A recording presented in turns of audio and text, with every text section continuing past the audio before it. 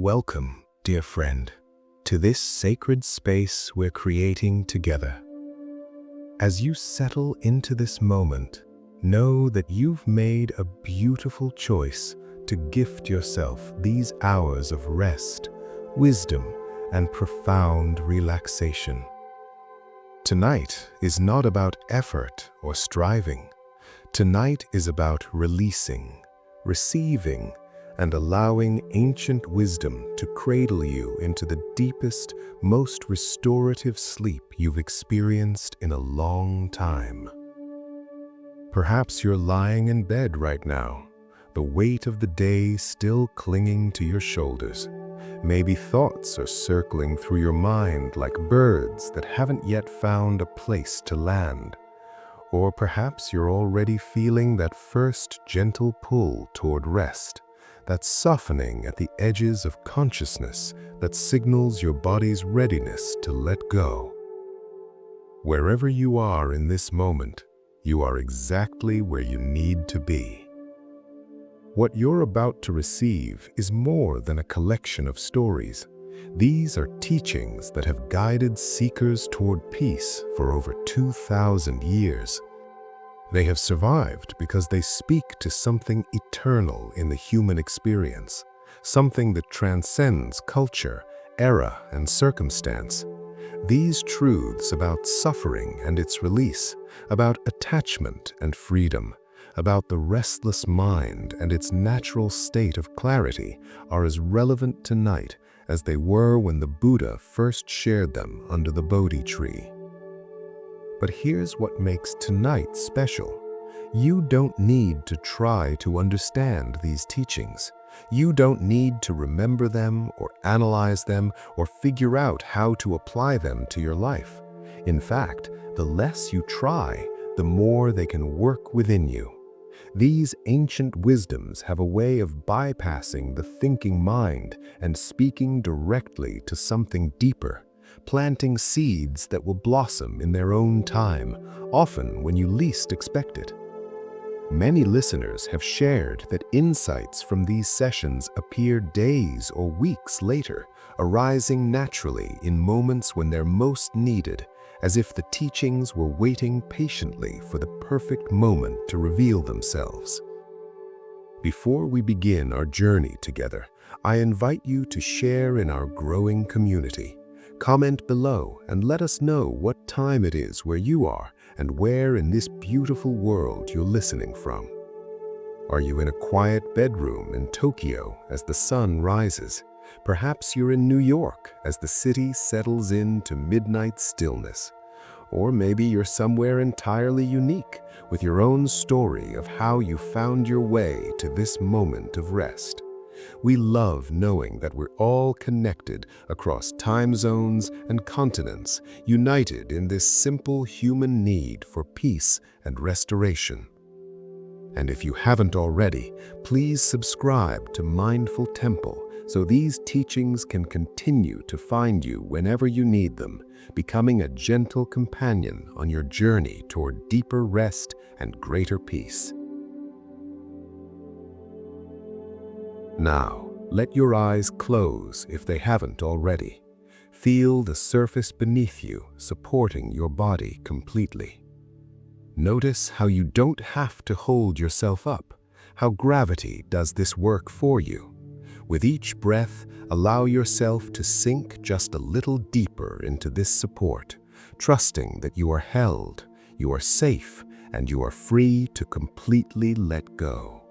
Your only task tonight is to rest. Everything else can wait until tomorrow. Let's begin. The practice of morning stillness. In the soft moments before dawn breaks, there exists a particular quality of silence. It's different from the silence of deep night or the quiet of afternoon. This is the silence of possibility, of the world holding its breath before beginning again.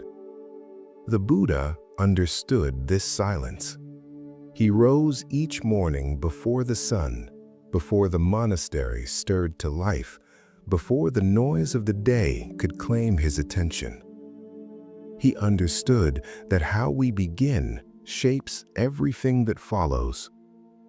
Imagine for a moment that you could approach each day this way, not rushing immediately into plans and worries, not reaching for your phone to see what you missed while you slept, not allowing the current of busyness to sweep you away before you've even opened your eyes.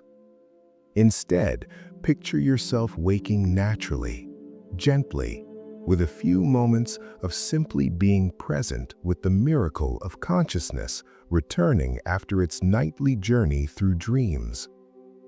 This practice of morning stillness isn't about adding another task to your day. It's not about setting your alarm earlier or creating a rigid routine you'll feel guilty about breaking.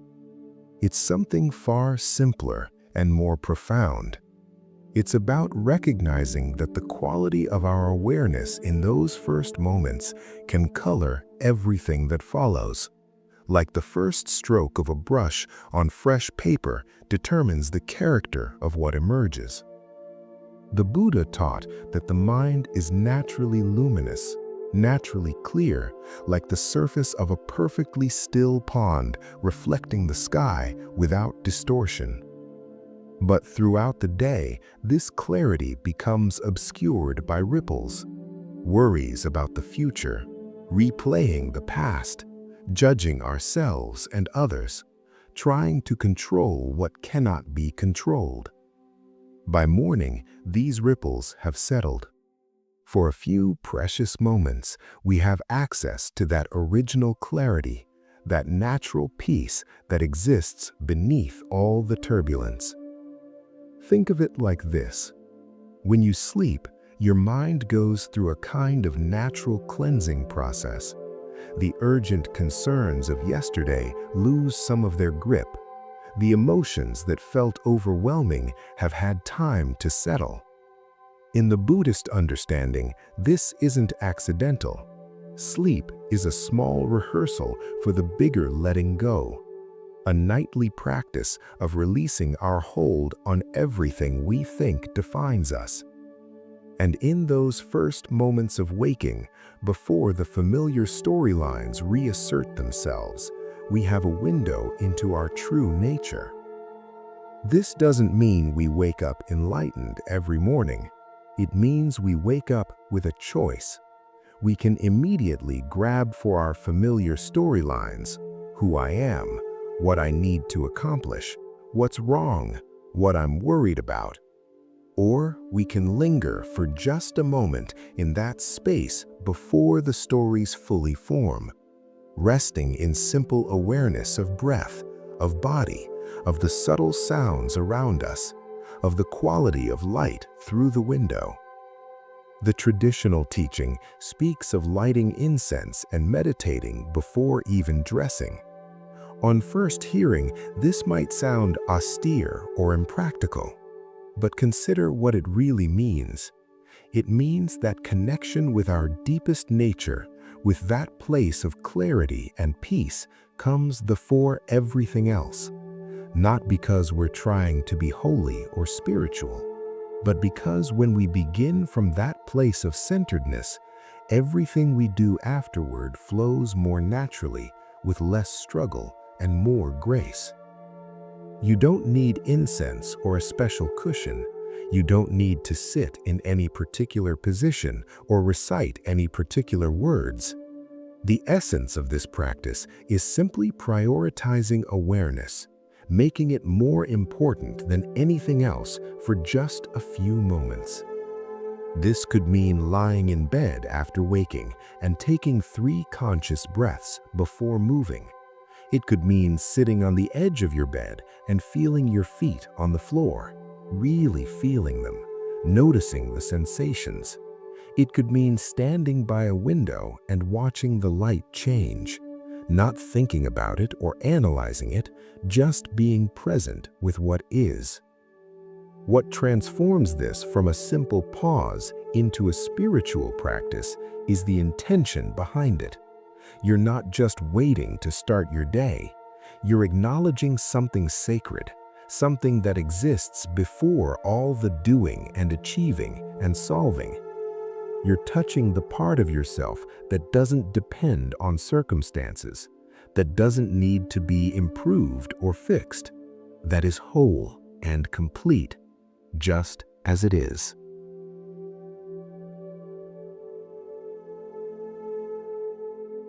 As you listen to these words now, already moving towards sleep, your body knows this wholeness. Beneath the thinking mind, beneath the worries and plans, beneath even your sense of who you are, there's a fundamental okayness, a basic trust in existence itself. Sleep brings you closer to this trust every night. You release control, surrender to processes far wiser than your conscious mind, and allow restoration to happen naturally. The morning practice and the evening practice of sleep mirror each other. Both involve letting go of the busy, controlling, planning mind. Both open us to something deeper and more trustworthy than our habitual thoughts. And the beautiful paradox is that the more we practice this letting go, the more capable we become in the active parts of our lives. Not because we're trying harder, but because we're not wasting so much energy resisting reality, fighting what is, or clinging to how we think things should be. Imagine a tree in a storm. The branches that resist the wind most rigidly are the ones most likely to break. But the branches that bend, that move with the force rather than against it, survive intact. This is the wisdom of morning stillness. It teaches us to bend, to move with life, rather than rigidly demanding it conform to our preferences. And this flexibility starts with those first moments of the day, when we choose awareness over automaticity, presence over momentum. There's a beautiful phrase in the Zen tradition, beginner's mind.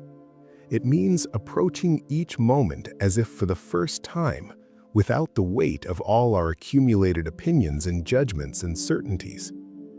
Morning offers us beginner's mind naturally.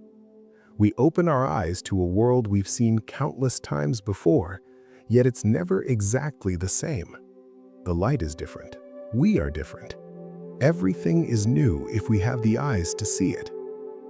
This freshness, this capacity to meet life directly, rather than through the filter of what we think we already know, is what the Buddha was pointing toward. Not some exotic mystical state, but the simple, radical availability to this moment exactly as it is. And morning, before we fully constructed today's version of ourselves, is when this availability is most accessible. As your breathing continues to slow and deepen, as your body grows heavier with approaching sleep, notice how you're already practicing this letting go. You're not trying to make sleep happen. You're simply allowing conditions to align, trusting the process, releasing your grip on wakefulness. This is the same trust the Buddha cultivated in his morning practice, the recognition that we don't have to force or manufacture peace. We only have to remove the obstacles to what's already present. Tomorrow morning, whenever it comes, you might find yourself remembering this moment of release. You might notice, just for a second, that space between sleep and full waking, that threshold where anything is possible. And if you do, you might choose to linger there a moment longer, to taste that clarity before diving into the day's demands. This would be your morning practice. Not something imposed from outside, but something that arises naturally from understanding what serves you, what nourishes you, what allows you to meet life from your deepest wisdom rather than your most habitual reactions. The Buddha wasn't teaching rules or commandments. He was sharing what he discovered about how consciousness works, how suffering arises, and how it can be released. And one of his key discoveries was that the beginning sets the tone for everything that follows. Begin in a rush, and rushing colors the day. Begin in resistance, and you'll find things to resist all day long. But begin in stillness, in openness, in that natural clarity that's your birthright, and see what unfolds from there. Rest now in this understanding. Let it work in you as you sleep. The body-mind is incredibly intelligent. It doesn't need your conscious effort to integrate these teachings. In fact, conscious effort often gets in the way.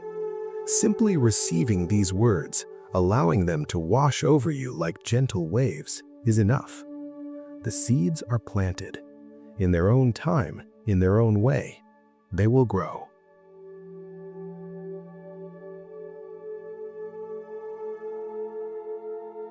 The Garden of Acceptance.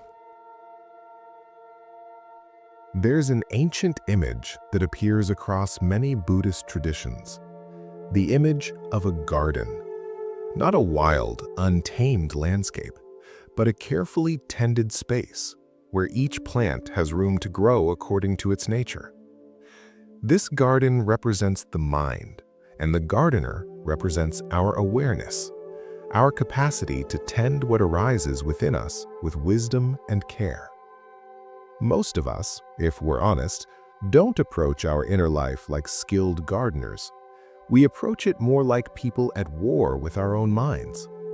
We have thoughts we shouldn't have, feelings we shouldn't feel, desires we're ashamed of, fears that prove we're weak or broken. We spend enormous energy trying to uproot what we don't like, to force grow what we think should be there, and generally to make our inner garden conform to some ideal we've absorbed from family, culture, or our own harsh self-judgment.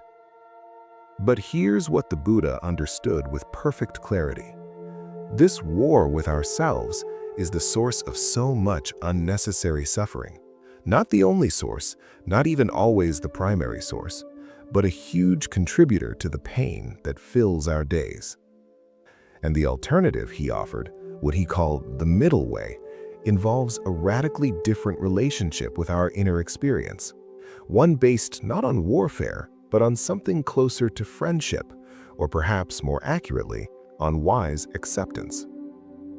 Before we go further, let's be clear about what acceptance doesn't mean. It doesn't mean passivity in the face of injustice. It doesn't mean tolerating harmful behavior from others or ourselves.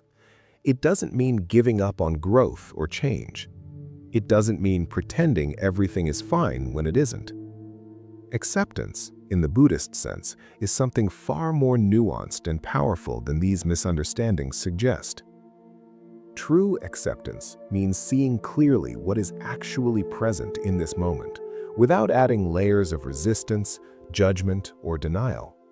It means acknowledging the truth of your experience, even when that truth is uncomfortable, especially when it's uncomfortable. Because only when we clearly see what is, can we respond with wisdom rather than react from confusion. Imagine you're working in your garden and you discover weeds growing among your vegetables. You have several options. You could ignore them, pretend they aren't there, and hope they don't spread. This is denial. You could rage at them, curse their existence, spiral into despair about what a terrible gardener you are. This is resistance. Or you could simply acknowledge there are weeds and calmly, without drama, pull them up. This is acceptance combined with appropriate action. Notice that accepting the presence of weeds doesn't mean you leave them there to choke your vegetables. It means you see them clearly without the added suffering of emotional reactivity, and you deal with them from a place of clarity rather than disturbance. This is the essence of what the Buddha taught about working with our minds. Let's bring this into direct experience. Right now, in this moment, various things are present in your awareness. Perhaps you can hear sounds from outside your room. Maybe there are sensations in your body, the feeling of blankets, the pressure of the mattress, a slight ache somewhere. Thoughts are probably drifting through, fragments of the day, anticipations of tomorrow, commentary on these words. And underneath or alongside all of this, there might be an emotional tone, perhaps contentment or tiredness, or a vague anxiety or simple neutrality. Now notice how you're relating to each of these elements. Are you resisting any of them? Is there a sound you wish would stop? A sensation you're trying to ignore? A thought you're judging yourself for having? An emotion you're subtly pushing away because it doesn't fit with how you think you should feel? This is where the practice of acceptance begins. Not with the big, dramatic life situations, but with this moment, right here, right now. Can you let each element of your experience simply be as it is, without needing to change it or fix it or improve it? Can you practice the radical act of being exactly where you are, exactly as you are, at least for these few moments? You might notice resistance arising even to this invitation. Part of you might object, but if I accept everything as it is, nothing will ever change. I'll be stuck forever feeling anxious or depressed or unhappy. This is a very common misunderstanding, and it's worth addressing directly.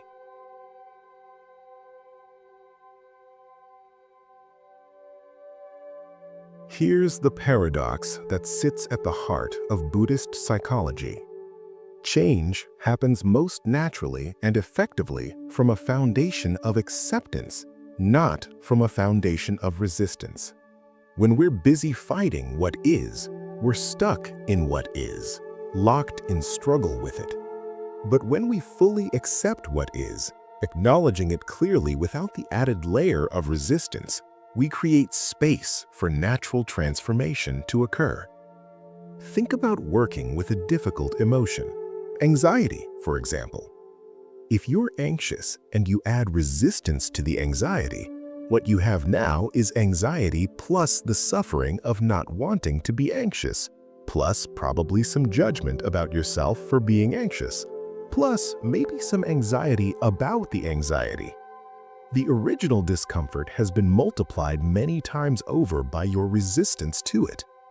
But if you can recognize, anxiety is present, and simply allow it to be there without fighting it, something interesting happens. You still feel anxious, but you don't feel the additional layers of suffering that come from resistance. And in that clearer space, you might notice where the anxiety lives in your body. You might observe how it changes moment to moment, rather than being one solid, unchanging thing. You might even discover that beneath the anxiety is something else, maybe a deep care about something important, or a sensitivity to your environment that actually serves you. This clear seeing, this direct, intimate knowledge of your experience only becomes possible when you stop fighting long enough to actually look. And from this place of clear seeing, appropriate responses emerge naturally, not forced, not manufactured from some idea of what you should do, but arising organically from understanding. The garden of acceptance grows in us over time. At first, we might only be able to accept the pleasant things, the flowers and vegetables we intentionally planted. We still react with aversion to the weeds, the pests, the unexpected volunteers that appear uninvited. But gradually, with practice, we develop what the Buddha called equanimity, a spacious evenness of mind that can hold both pleasant and unpleasant with the same quality of clear attention.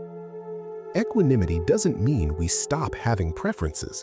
The Buddha himself preferred comfort to discomfort, health to illness, safety to danger. He was human. What equanimity means is that our preferences don't throw us into turmoil when they're not met. We can wish for pleasant circumstances while accepting unpleasant ones when they arise. We can work toward positive change while being at peace with what is, right now, in this moment. This might sound impossibly advanced, something only monks in monasteries could achieve, but actually, you've already experienced equanimity many times. Remember a moment when you accepted a difficulty with grace. Maybe it was waiting in a long line without getting upset, or receiving disappointing news and responding with calm clarity rather than emotional overwhelm. or watching a loved one make a choice you disagreed with while maintaining your connection with them. In those moments, you touched equanimity. You demonstrated that you already have this capacity. The practice is simply about strengthening and extending it. As you continue relaxing toward sleep, bringing this same quality of acceptance to your experience, notice what happens when you stop resisting tiredness. Stop trying to stay alert. Stop fighting the natural pull toward rest. Notice how sleep comes more easily when you stop chasing it and simply allow it. This is the garden of acceptance blooming in real time. Every night when you sleep, you practice profound acceptance. You release your grip on the day, on your identity, on control itself. You trust processes you don't understand and can't consciously direct. You allow your conscious mind to dissolve into something vaster and more mysterious. If you can do this with sleep, you can learn to do it with other aspects of your life as well. The garden doesn't need you to force its growth. It needs you to provide proper conditions, good soil, adequate water, sufficient light, and then to trust the intelligence inherent in each seed. Your own mind works the same way. You can't force peace or joy or wisdom into existence, but you can create conditions that allow these qualities to emerge naturally. And the most essential condition is acceptance, the willingness to see clearly what is present and work with it wisely, rather than wage war against reality. Let this understanding settle into your bones as your body grows heavier.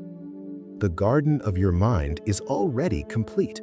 It doesn't need to become something other than what it is. It only needs the tender, patient attention of acceptance, the recognition that everything present, even the parts you don't like, has arisen from causes and conditions, is part of the natural flow of experience, and will pass in its own time. Your work is not to control this flow, but to relate to it with wisdom, allowing what serves to flourish and gently redirecting what doesn't without the added suffering of resistance. Rest in this garden now. Let acceptance be your pillow, equanimity your blanket.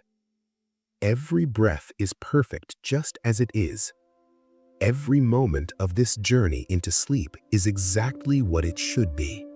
Nothing to fix, nothing to improve, nothing to become. Simply this, simply here, simply now.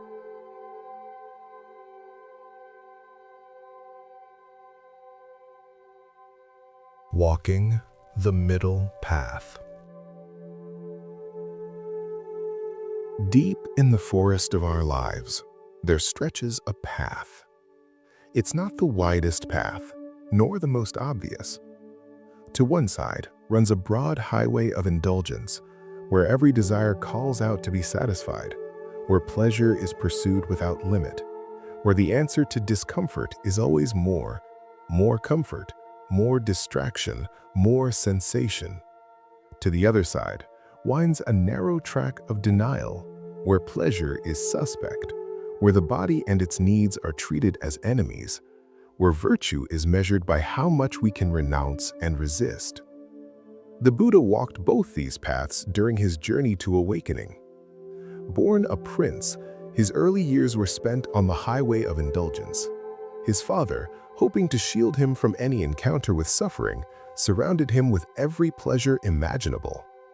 Beautiful palaces for each season, the finest foods, musicians and dancers for entertainment, and eventually a lovely wife and child. For 29 years, he lived immersed in comfort and pleasure, wanting for nothing the material world could provide. Yet something wasn't right.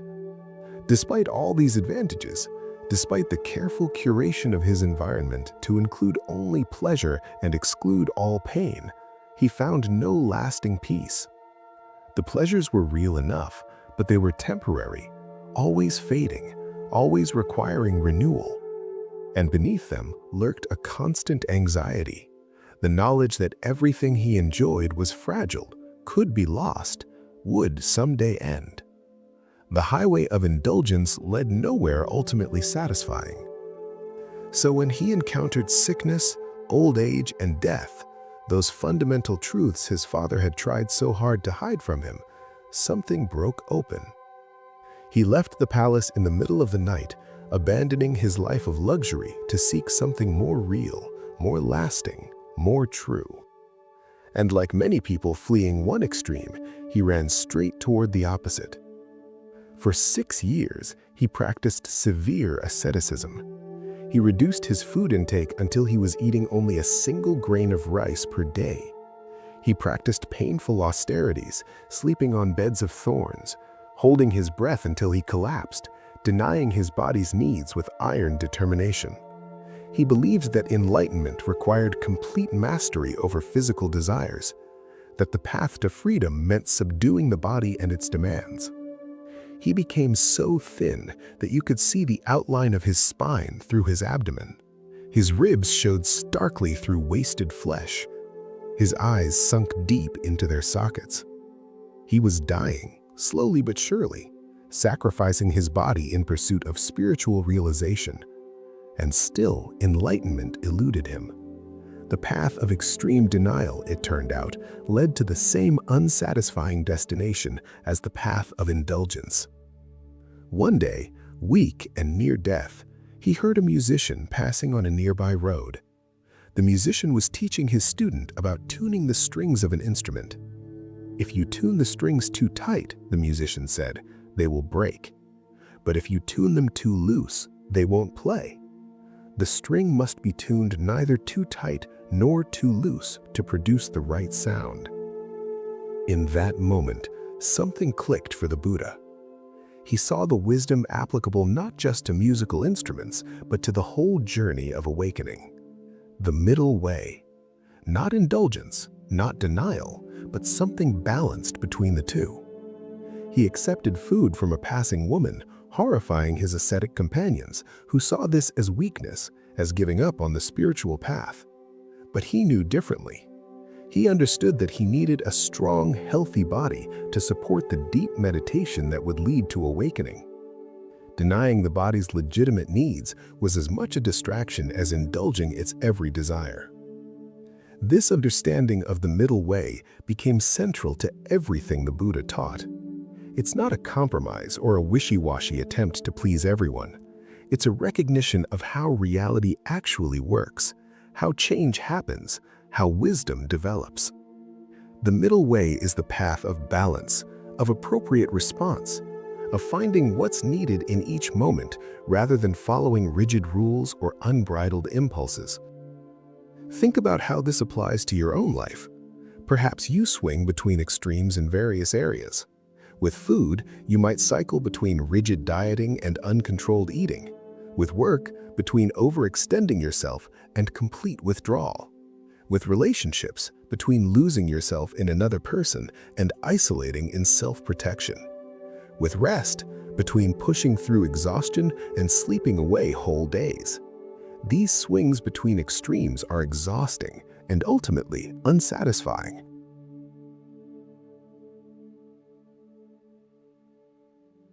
The middle way offers something different. It asks you to pay attention to what's actually needed right now, in this situation, with these particular conditions. Not what the rule book says, not what you did last time, not what you think you should want, but what serves balance, what supports well-being, what moves toward clarity rather than confusion. This requires a kind of listening that many of us haven't developed. We're taught to override our body's signals, to push through tiredness, to eat by the clock rather than by hunger, to ignore discomfort in service of productivity or politeness. We're taught to follow external authorities, rules, diets, programs, experts, rather than developing our own inner wisdom. And so the middle way can feel elusive at first. How do we know what's balanced when we've lost touch with our own internal guidance system? The answer, as with so many things in Buddhism, involves practice. It means paying attention, really paying attention to the results of our choices. When you eat too much, how do you feel? When you eat too little? When you work to exhaustion? When you avoid all challenge? When you're completely isolated? When you're overextended socially? There's a felt sense that comes with balance, a quality of rightness that you can learn to recognize. The Buddha offered some practical guidelines based on his own experimentation. He spoke of right livelihood, earning a living in a way that doesn't harm yourself or others. Right speech, words that are true, kind, and useful. Right effort, neither straining nor being lazy, but applying energy appropriately to what supports awakening. Notice that each of these has built into it this principle of balance. Not too much, not too little, but just right for the circumstances. As you lie here, moving towards sleep, consider how the middle way applies to this very activity. There's a balance point between trying too hard to sleep and not relaxing enough to allow it. If you chase sleep desperately, it eludes you. But if you remain too alert and active, it can't arrive. Somewhere between these extremes is the sweet spot, where you're relaxed enough to let go, but engaged enough to guide your attention gently toward rest. This is exactly the skill the Buddha cultivated in meditation, not forcing the mind into stillness through sheer willpower, which only creates tension and struggle, and not letting the mind wander wherever it wants, which leads to distraction and drowsiness, but finding that middle point of alert relaxation, present but not straining, focused but not rigid. You can practice this right now. Notice if you're trying too hard to relax, if there's a subtle tension in your effort to let go. See if you can soften even that, allowing relaxation to happen naturally rather than forcing it.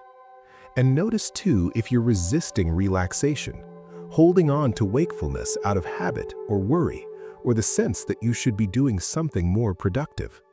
See if you can soften that as well, trusting that sleep is not time wasted, but essential restoration. The middle way isn't about perfection. You'll find yourself pulled to extremes regularly. That's part of being human. The practice is noticing when you've drifted too far in one direction and gently, without judgment, correcting back towards center. Like a tightrope walker who constantly makes small adjustments to maintain balance, you're always in process, always finding your way to center. What makes this path sustainable is precisely this quality of gentleness. When you fall into an extreme, you don't need to swing violently to the opposite extreme as correction. You just need to notice and adjust. Been working too hard? Rest. But you don't need to collapse into days of inactivity. Been avoiding something difficult? Engage. But you don't need to dive in with such intensity that you burn out immediately. Small, consistent adjustments toward balance are more effective than dramatic swings from one side to the other. The Buddha's insight about tuning the strings contains another layer of wisdom. The right tension for one string might not be right for another. The right tuning for one piece of music might not work for a different composition. Similarly, what constitutes the middle way for you might be different from what it is for someone else. What represents balance in one area of your life might look different from balance in another area. And what serves you in this season of your life might need to shift as circumstances change. This is why the middle way requires ongoing attention and adjustment. It's not a formula you figure out once and then apply mechanically forever after. It's a living practice of staying attuned to yourself and your life, noticing what's actually happening rather than imposing what you think should be happening. As sleep draws nearer, let go of any sense that you need to get the middle way right, that you need to achieve perfect balance before you can rest. The middle way itself is found in this letting go, in releasing the extremes of harsh self-judgment and careless self-indulgence, in treating yourself with the same kindness you'd offer a dear friend, firm when firmness serves, gentle when gentleness heals. Your breath knows the middle way naturally. It doesn't gasp desperately for air, nor does it refuse to breathe. It finds its own rhythm, taking in what's needed, releasing what's no longer useful, pausing in the space between, and beginning again. Let your whole being follow this wisdom tonight. Let the middle way be not a concept you think about, but a reality you embody. One breath, one moment, one gentle adjustment toward balance at a time. The path continues tomorrow, and you'll walk it more skillfully for having rested well tonight. Trust the middle way to hold you as you release into sleep, knowing that balance isn't something you achieve through effort, but something you allow through wisdom, patience, and trust in your own inherent capacity to find your way home to center.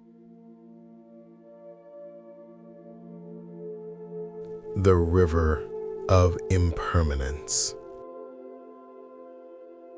Listen to the sound of water flowing over stones, even if you can only hear it in your imagination right now. There's something eternal about that sound, unchanged for millennia, yet the water itself is never the same water from one moment to the next. The river that flowed past those stones yesterday is already far downstream, making its way toward the ocean. Today's river is entirely new water, yet the river itself remains. This paradox, this dance between change and continuity, is something the Buddha observed deeply and made central to his teaching. He called it anicca, impermanence, and he said that truly understanding this truth was essential to liberation from suffering. Not just understanding it intellectually, not just agreeing with it philosophically, but seeing it so clearly in direct experience that our whole relationship with life transforms. Most of us, most of the time, live as if things were permanent. We know intellectually that everything changes, of course. We know that we're aging, that relationships shift, that circumstances evolve. But on a deeper level, in the assumptions that guide our daily lives, we act as if things should stay the same. We're surprised when they don't. We resist change. We cling to what we want to keep and push away what we want to avoid. And this resistance, this clinging, this fundamental misalignment with the nature of reality itself creates enormous suffering. Think about the last time you experienced disappointment or frustration. Beneath the surface of that emotion was probably an expectation that something would be different than it turned out to be, or that something would stay the same when it changed. Maybe you expected a relationship to continue as it was. Maybe you expected your body to remain young and healthy. Maybe you expected a job or home or friendship to last forever.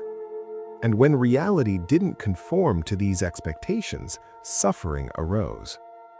This isn't your fault. We're conditioned from early childhood to think in terms of permanence. We form attachments to people and things. We build identities around roles and accomplishments. We create stories about who we are and how life should unfold. And all of this happens against a backdrop of impermanence that we somehow manage to ignore most of the time. But the Buddha asks us to look directly at this truth we've been avoiding. Everything that arises passes away. Every pleasant experience ends. Every difficult situation eventually resolves or transforms. Every person we love will change and eventually die. Our own bodies are aging right now, cells dying and being replaced, systems slowly wearing down. Even our thoughts and emotions are impermanent, appearing, persisting briefly, and dissolving back into the space from which they arose. At first, this might sound depressing. If everything is impermanent, if nothing lasts, what's the point of anything?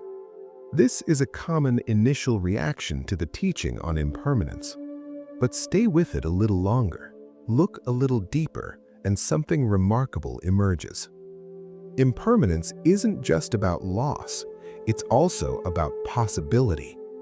It's what allows a difficult situation to improve. It's what permits growth and healing and transformation. The same impermanence that takes away what we love also releases us from what harms us. The same process of change that ages our bodies also allows wounds to heal and gives us the chance to develop wisdom we didn't have in our youth. When you truly understand impermanence, you start to hold things differently, not grasping so tightly that you crush what you love, not so loosely that you fail to appreciate what's here, but with a kind of tender attention that honors the preciousness of this moment precisely because it won't last forever. You treasure the time with loved ones because you know it's limited. You savor pleasant experiences because you understand they're temporary. You endure difficult times with more equanimity because you know they too shall pass. The Buddha used the image of the river for this teaching. He said you can never step in the same river twice. By the time you step in a second time, both you and the river have changed. This isn't abstract philosophy, it's direct observation of how things actually are. The person you were 10 years ago is not the person you are now. Every cell in your body has been replaced. Your thoughts, beliefs, and perspectives have evolved. Your relationships have deepened or faded or ended or transformed. You are literally a different person, and yet there's some continuity, some thread of awareness or identity that makes you recognize yourself as you. This too is part of understanding impermanence. It's not that there's no continuity at all, not that everything is random chaos. It's that the continuity isn't based on fixed, unchanging essence. It's based on patterns of cause and effect, on the momentum of conditioning, on the stream of consciousness that flows through time, changing constantly, yet maintaining recognizable patterns. As you lie here on the edge of sleep, you can observe impermanence directly. Notice how your thoughts arise and pass away. One moment you're following these words, the next moment you're thinking about tomorrow or remembering yesterday. The next moment you're drifting toward a dreamlike state. Notice how sensations in your body come and go. That itch that seemed so urgent a moment ago has already faded. The position that was comfortable has started to feel less so, prompting a small adjustment.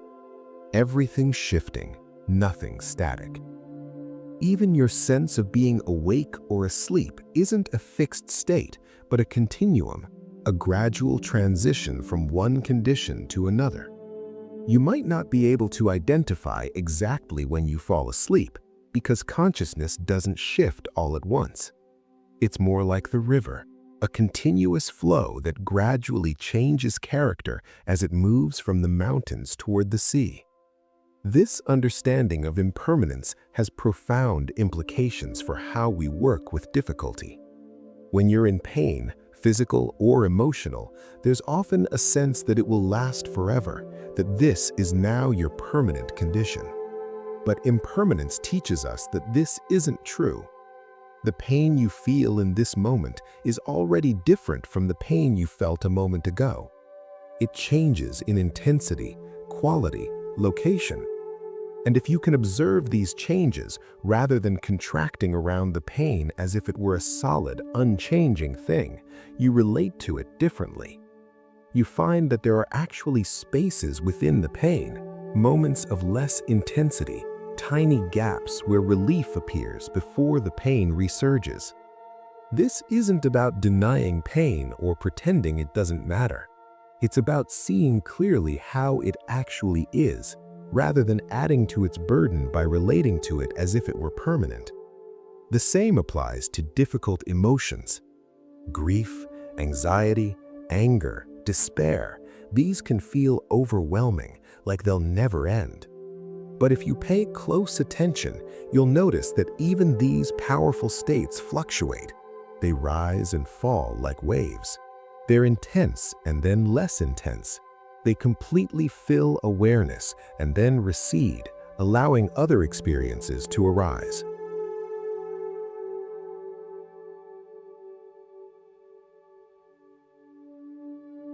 Understanding impermanence also helps us appreciate joy and pleasure more fully. When you know that this moment of happiness won't last forever, you're more present with it. You're not taking it for granted or barely noticing it while you chase after the next thing. You're here, now, savoring it while it lasts. Knowing that its very impermanence makes it precious.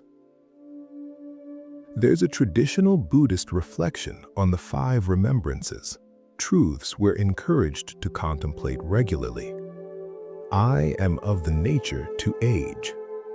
I am of the nature to sicken. I am of the nature to die. All that I hold dear will change and vanish. My only true possessions are my actions and their consequences. These might sound morbid at first, but they're actually liberating. They cut through denial and help us live with greater authenticity and appreciation. When you remember that you will die someday, how does that change your priorities?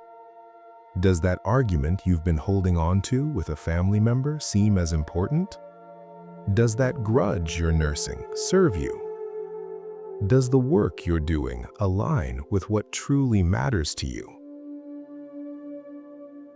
Impermanence can be a great clarifier, helping us distinguish what's essential from what's merely habitual or socially conditioned.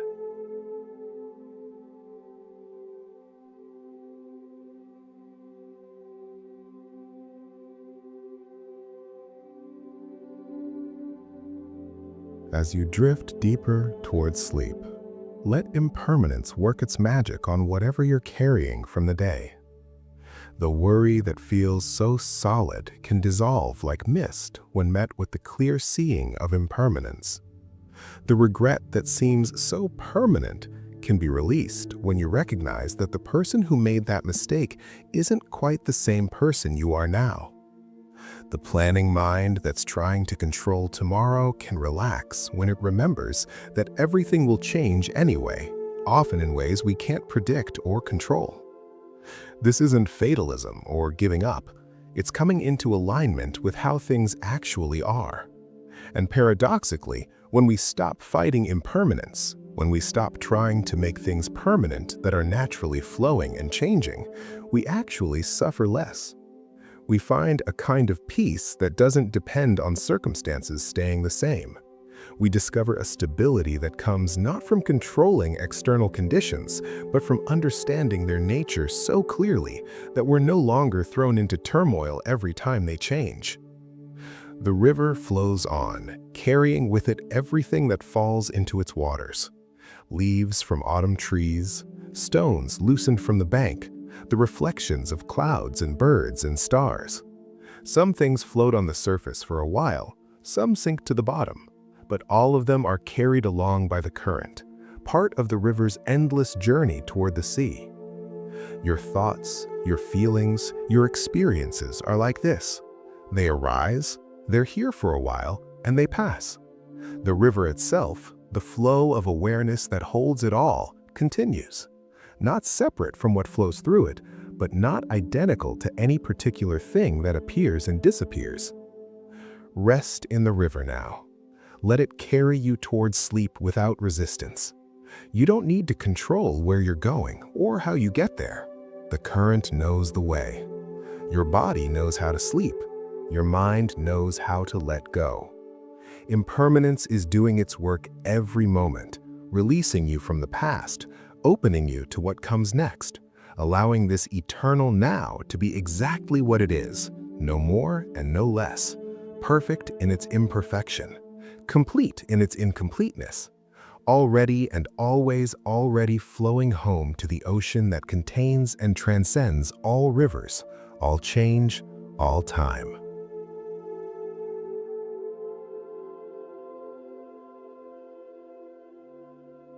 Releasing the burden of self. Imagine you've been carrying a heavy backpack for so long that you've forgotten you're wearing it. The weight has become normal, so familiar that you barely notice it anymore. You might feel tired, your shoulders might ache, but you don't connect this discomfort with the burden you're carrying because you've simply forgotten it's there. This is how the Buddha described our relationship with the sense of self that we construct and maintain constantly, usually without awareness. In Buddhist teaching, one of the most radical insights concerns this very sense of self.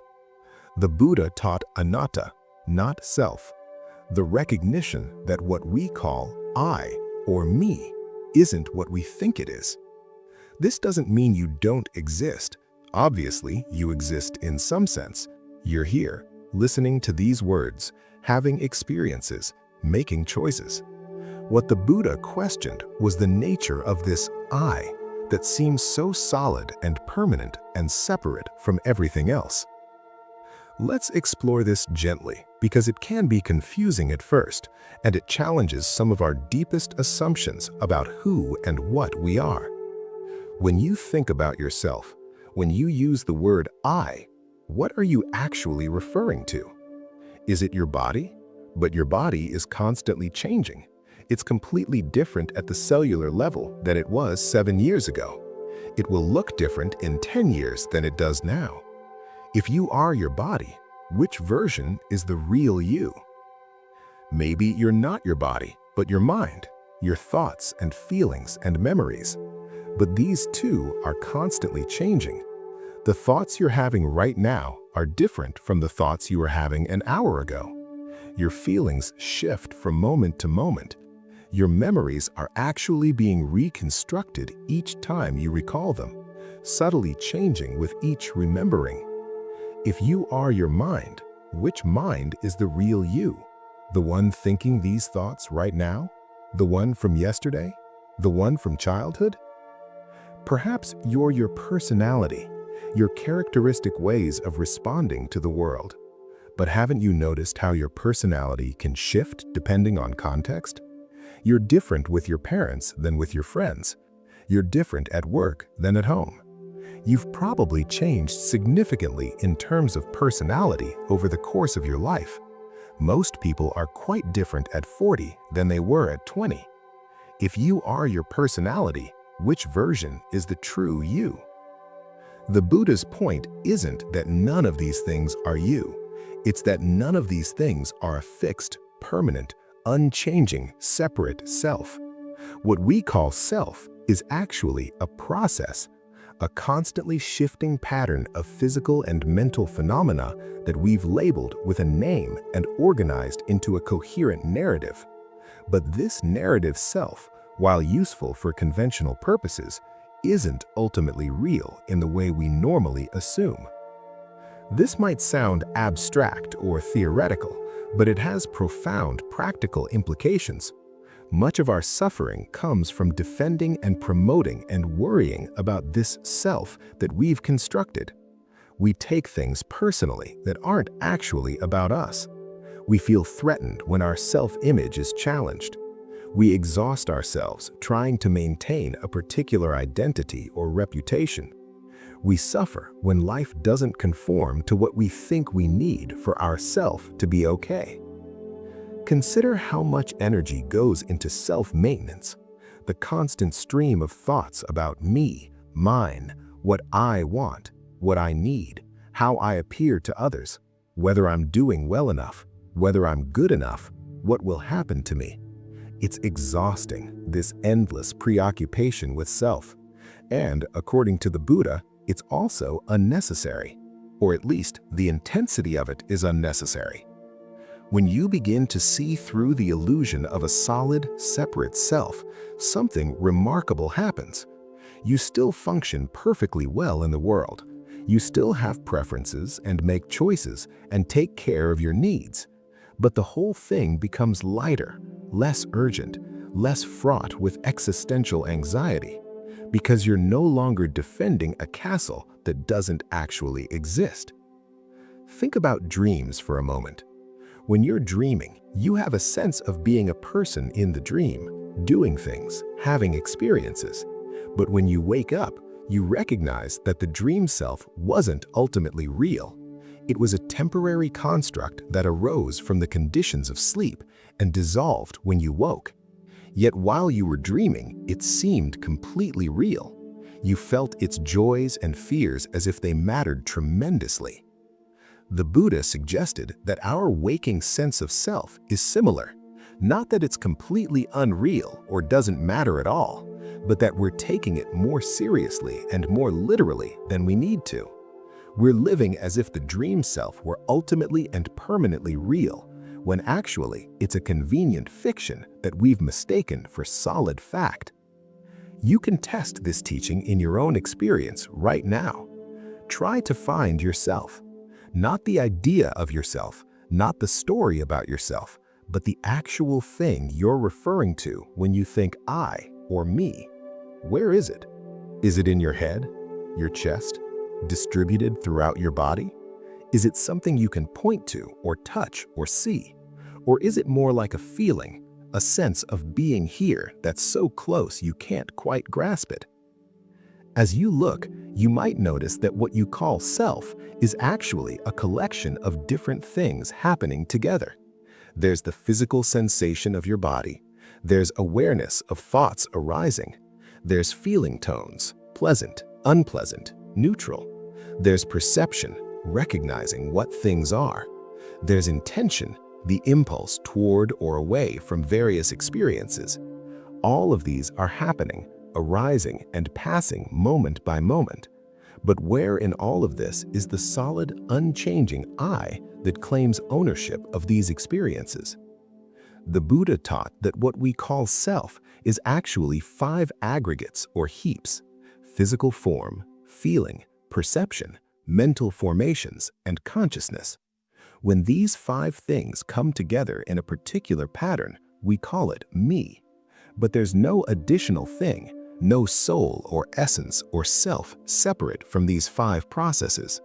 And crucially, none of these 5 processes is permanent or under our complete control, which are the 2 qualities we usually attribute to self. This teaching can be unsettling at first. If there's no permanent self, what happens after death? If I'm not in control, do I have any free will? If this is all just process, what's the point of anything? These are natural questions, and they've been asked and answered in various ways throughout Buddhist history. But for our purposes tonight, what matters most is how this teaching can lighten your burden right now. Notice how much of your current stress or worry is tied to concerns about yourself. Will I be okay? Will I get what I need? Am I good enough? What will happen to me? When you start to see that this self you're so concerned about is more fluid and constructed than you realized, these questions lose some of their grip. Not because you stop caring about your well-being, but because the whole thing becomes less solid, less desperate, less existentially fraught. There's a freedom that comes with this recognition. When you're not so identified with every thought, every feeling, every circumstance, you have more space. You can observe your experience rather than being completely merged with it. You can respond rather than react. You can let things pass through you rather than clinging to them or pushing them away with all the intensity of someone defending their very existence. Right now, as you listen to these words, you might notice thoughts arising about what this means for you. Perhaps doubt, perhaps curiosity, perhaps resistance. Notice that you can be aware of these thoughts without being identical to them. There's thinking happening, But are you the thoughts themselves? Or are you the awareness in which thoughts appear? Both? Neither? Something that transcends the question entirely. This isn't meant to be a puzzle you solve with your thinking mind. It's an invitation to direct observation of your actual experience. And what many people discover when they look closely is that the sense of being a solid, separate self becomes much more transparent and fluid than they imagined. It doesn't disappear entirely. It's still useful for navigating daily life, but it's no longer the heavy burden it was when taken completely literally. The Buddha compared the self to a chariot. If you take apart a chariot, removing the wheels, the axle, the body, the reins, what's left? Where is the chariot? It exists as a useful designation for a collection of parts arranged in a particular way, but there's no separate chariot essence beyond the parts. Similarly, self exists as a useful designation for a collection of physical and mental processes, but there's no separate self-essence beyond these processes. This doesn't make life meaningless. If anything, it makes it more vivid, more immediate, more free. When you're not constantly maintaining and defending a self-construct, you have energy available for actually living. You can be more present, more responsive, more alive to what's actually happening, rather than filtered through layers of self-concern.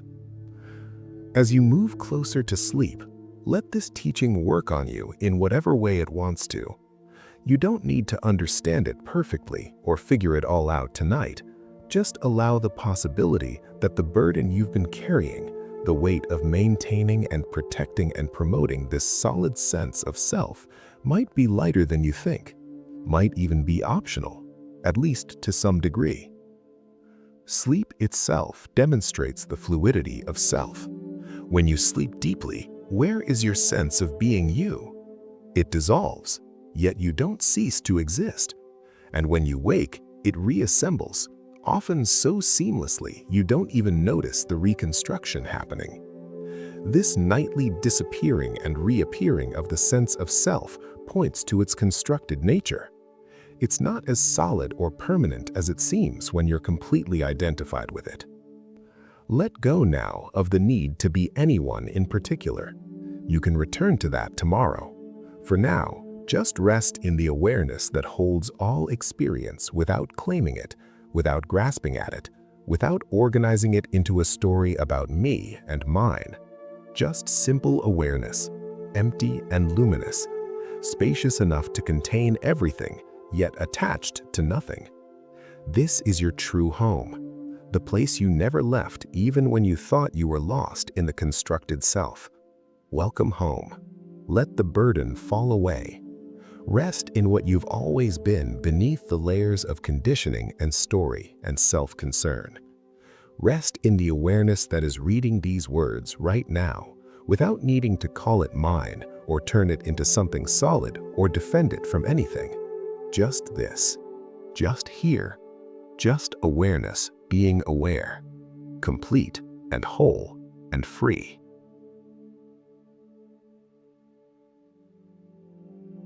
The wisdom of empty hands. There's an old story about a Zen student who comes to the master with fists clenched tight, full of everything he's learned, all his knowledge and attainments and spiritual experiences. The master looks at his closed fists and says, "How can I give you anything? Your hands are already full." The student, puzzled, opens his hands, releasing what he was holding. The master smiles. "Now you're ready to receive." This simple image contains one of Buddhism's deepest teachings about the relationship between letting go and receiving, between emptiness and fullness. We spend so much of our lives in the mode of accumulating, gathering, grasping, holding on. We accumulate possessions, believing they'll bring security. We accumulate achievements, hoping they'll prove our worth. We accumulate relationships, thinking they'll complete us. We even accumulate spiritual experiences and insights, treating them like treasures to be hoarded. But the Buddha pointed to a different possibility. What if true richness comes not from accumulating, but from releasing? What if the hands that can hold the most are the hands that remain empty and open, ready to receive whatever each moment offers? What if the heart that can love most deeply is the heart that clings to nothing? This teaching on non-attachment is often misunderstood. It doesn't mean not caring about anything or anyone. It doesn't mean living without pleasure or joy. It doesn't mean denying yourself what you need or avoiding deep relationships. Non-attachment means holding things lightly rather than desperately, enjoying them while they're here without demanding they never change or leave. Think about water cupped in your hands. If you hold it loosely, gently, it stays for a while, refreshing and useful. But if you squeeze tight, trying to prevent a single drop from escaping, what happens? The water is forced out between your fingers. Your desperate grip achieves the opposite of what you intended. The very act of grasping creates loss. This is how attachment works. We love someone, which is beautiful, but then we try to possess them, control them, make them be who we need them to be rather than who they are. And in that grasping, we damage the very relationship we're trying to preserve. We have something good, a job, a home, a period of health, and instead of enjoying it while it lasts, we ruin the present moment with anxiety about losing it in the future. The attachment steals from us the very thing we're attached to. The Buddha taught that this clinging, this attachment, is one of the main roots of suffering. We attach to pleasure, demanding it continue forever. We attach to our views, defending them as if our life depends on being right. We attach to people, turning them into objects meant to fulfill our needs. We even attach to our self-image, any threat to which feels like annihilation. And all this attachment creates tension, fear, disappointment, and pain. But here's the beautiful paradox. When you can hold something without grasping it, you actually experience it more fully. When you love someone without needing them to be different than they are, the love flows more freely. When you enjoy pleasure without clinging to it or demanding it stay forever, the pleasure is more intense because you're actually present with it rather than worried about losing it. When you hold your opinions lightly, you're more open to learning and growing. Empty hands can hold anything. They can receive a gift, offer help, create beauty, express love. But they can also release what needs to go, allow things to pass through, remain unencumbered by what they've touched. Full hands, clenched around what they're determined to keep, can do none of these things.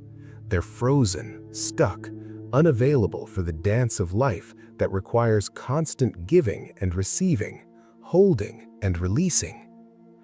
Right now in your life, what are you clinging to?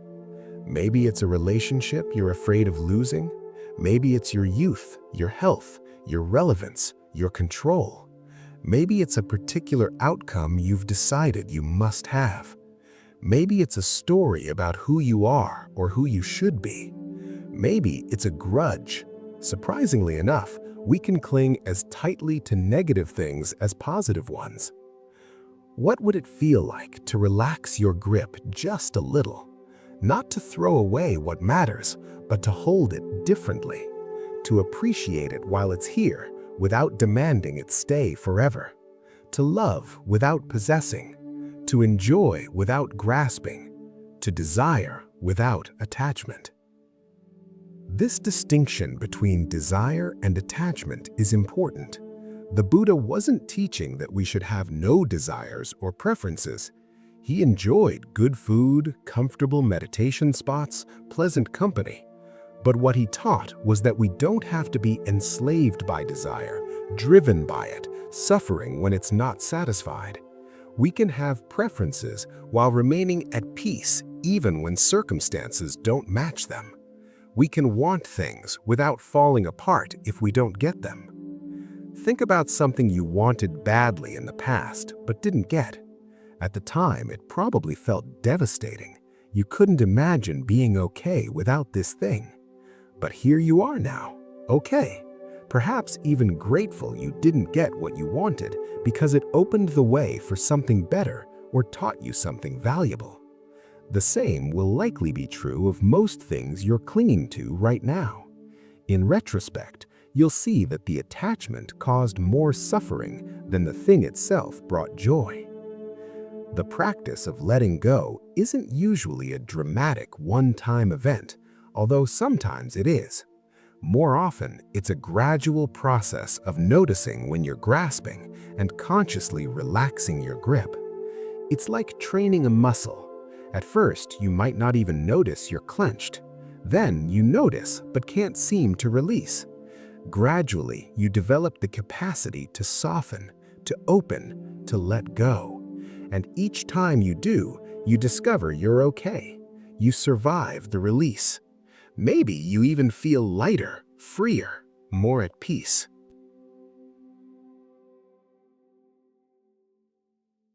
Some things we cling to need to be released completely.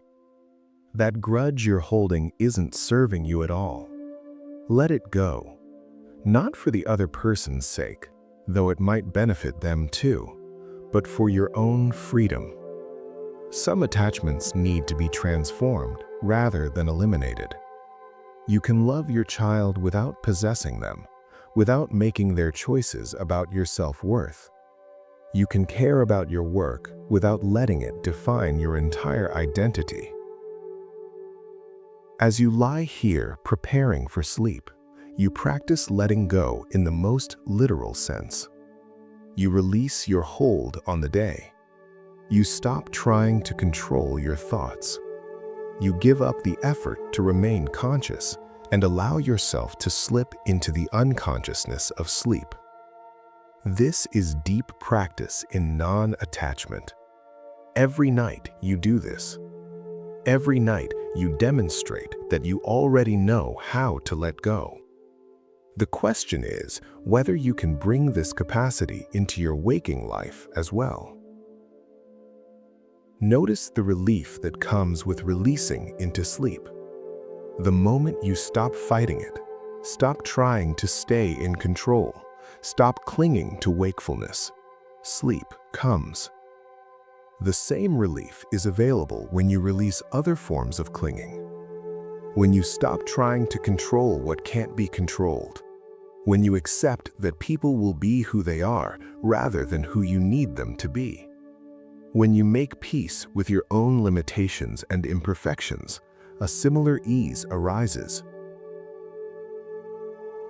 The Buddha spoke of a state called nirvana, which literally means extinguishing or blowing out. What's extinguished isn't existence itself, but the flames of craving, aversion, and delusion that keep us burning with discontent. Nirvana isn't some distant mystical state.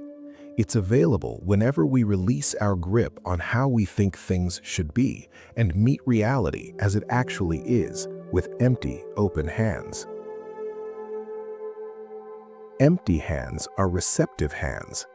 They can feel the texture of tree bark, the warmth of a loved one's hand, the cool smoothness of water. Full hands, clenched around what they're hoarding, miss all of this. They're too busy holding on to receive anything new. They're too closed to touch life directly. This teaching invites you into a great experiment. What if, for the next moment, the next hour, the next day, you tried holding everything a little more lightly? What if you enjoyed what's here without demanding it stay? What if you loved deeply without needing to control? What if you pursued your goals with energy and dedication while remaining at peace if they don't work out exactly as planned. This isn't passivity or not caring. It's caring deeply while understanding the nature of life deeply as well. It's engaging fully while remaining inwardly free. It's the wisdom of empty hands, which can hold the whole world without grasping at any of it. As sleep deepens around you, feel your hands literally letting go. Perhaps they were subtly clenched, holding tension you didn't realize was there. Let them soften, open, release. Let this physical letting go represent a deeper release.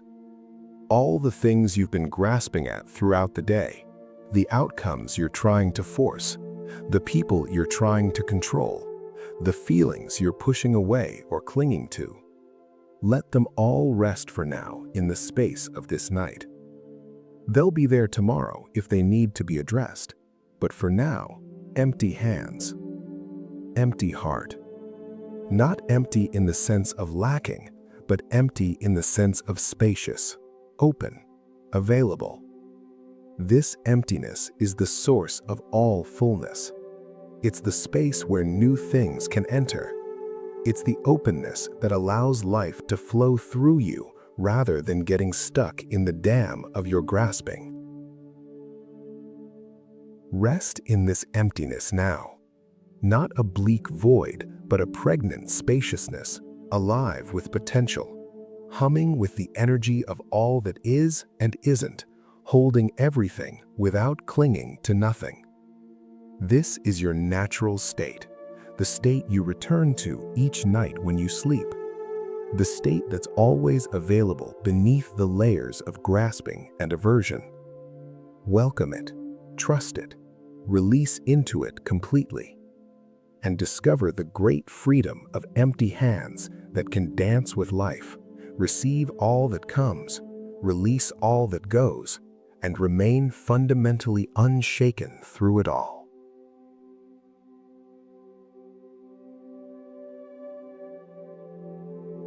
Breath as gateway. In this moment, you're breathing. You've been breathing since the moment you were born, and you'll breathe until the moment you die. Somewhere between 12 and 20,000 breaths per day, most of them completely unconscious, automatic, requiring no thought or effort on your part. Yet this simple, ordinary act that you barely notice contains doorways to profound transformation.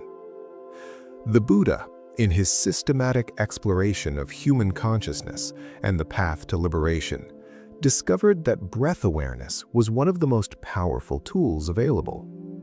He taught anapanasati, mindfulness of breathing, and described it as the foundation practice that leads to all other insights. Not because there's anything magical about breath itself, but because the way we work with breath reveals and trains all the qualities of mind we need for awakening. Your breath is always happening now. You can't breathe in the past or the future. You can remember breathing or anticipate the next breath, but the actual act of breathing is completely present tense. This makes it a perfect anchor for awareness, pulling you out of rumination about yesterday or anxiety about tomorrow into the only time you actually have, this moment. Right now, without changing anything, notice your breath. Is it deep or shallow? Fast or slow? Smooth or irregular? Are you breathing more into your chest or your belly? Notice that you don't have to make your breath be any particular way. It's already happening, already supporting your life whether you pay attention to it or not. This quality of breath, that it takes care of itself yet can also be consciously directed, makes it unique. Your heartbeat is completely automatic. You can't choose to slow it or speed it at will. But your thoughts are very difficult to control directly. Try not thinking for even 10 seconds and you'll see what I mean. Breath sits right in the middle, happening automatically when you ignore it, but available for conscious guidance when you choose to pay attention. The Buddha taught different ways of working with breath depending on what's needed. For calming an agitated mind, you can deliberately slow and deepen your breathing, signaling to your nervous system that it's safe to relax.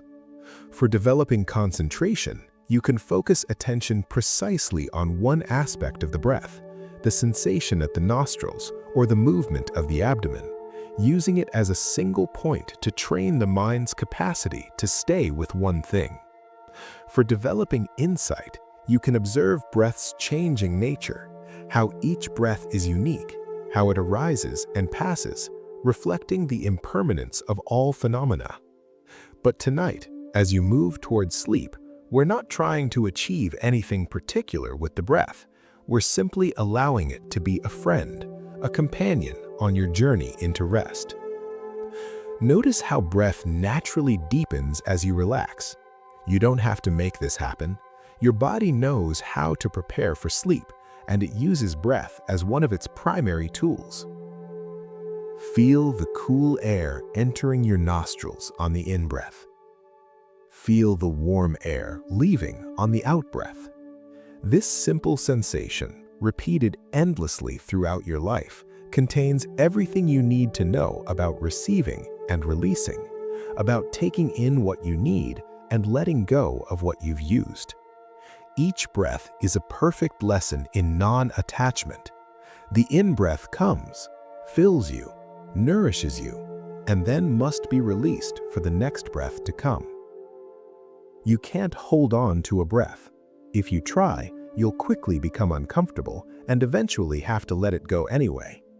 Breath teaches us that holding on creates suffering, while releasing creates space for renewal. This is true not just of breath, but of everything in life. When we cling, we suffer. When we release, we create space for what's next.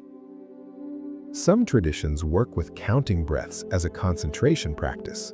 Breathing in, 1. Breathing out, 2. Up to 10 and then starting over. This gives the thinking mind something to do, a simple task that keeps it occupied while the deeper mind settles. If your mind is particularly active tonight, you might try this, but there's no need to count if it feels like effort. Simply following the natural rhythm is enough. Notice the pause between breaths. After you exhale, there's a moment before the next in-breath begins, a tiny gap, a space of stillness. This pause is significant. It's where the breath takes care of itself without any input from you. It's where you can sense the intelligence that animates your body, the life force that knows exactly when to initiate the next breath without consulting your conscious mind. This space between breaths is like the space between thoughts, the gaps in the stream of consciousness where you can glimpse the awareness that holds all experience. When the Buddha talked about finding peace, he often pointed to these gaps, these spaces, this stillness that exists always and everywhere beneath the surface agitation of mind. Your breath connects you to all living beings. The oxygen you're breathing in right now was recently exhaled by plants in forests and oceans around the world. The carbon dioxide you're breathing out will be absorbed by those same plants, completing a cycle of mutual support that has continued for billions of years. You're literally breathing in the breath of the Amazon rainforest, the kelp forests of the Pacific, the grasslands of Africa, and they, in a sense, are breathing your breath as well. This interdependence, this intimate connection between all life, is one of the profound truths the Buddha taught. We're not separate, isolated individuals, even though it often feels that way. We're knots in a vast web of relationships, each of us depending on countless others for our very existence. And breath makes this truth tangible, immediate, felt in your body right now. As sleep draws closer, let your breath become softer, quieter, more subtle. Don't force this, just allow it. Notice how as you relax more deeply, breath naturally becomes gentler. This is your body's wisdom at work, shifting from the more active breathing of wakefulness to the slower, deeper breathing of sleep.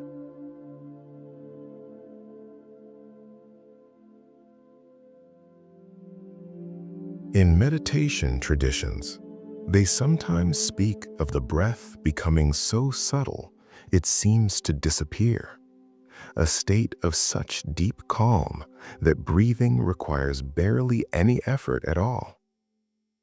You're moving towards something like this now, not through intense meditation, but through the natural process of falling asleep. Your breath knows the way. Trust it.